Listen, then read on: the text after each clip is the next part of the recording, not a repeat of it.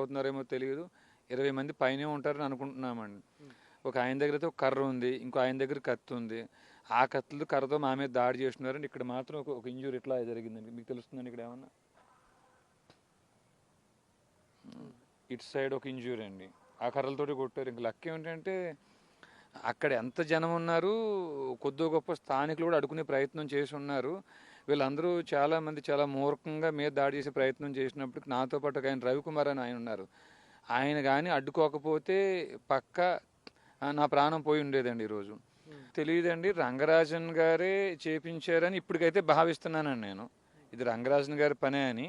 ఎందుకంటే ఆయన మన ప్రెస్ మీట్ పెట్టినప్పుడు కూడా వీర రాఘవరెడ్డి ఇంటర్వ్యూస్ ఎవరు వేసినా, యూట్యూబ్ ఛానల్స్ వాళ్ళు వేసినా వారి మీద డిఫేమేషన్ కేసు వేస్తాను, క్రిమినల్ కేసు పెడతాను అని చెప్పేసి ఆయన చాలా కొంచెం అగ్రెసివ్గా మాట్లాడారు.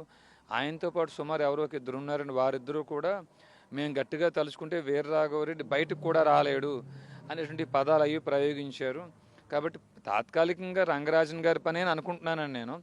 రేపొద్దున పోలీస్ ఇన్వెస్టిగేషన్లో కూడా నిజ నిర్ధారణ జరిగి మరి వారు ఎవరు ఏమిటి బయటకు వస్తుందని అనుకుంటున్నాం సార్.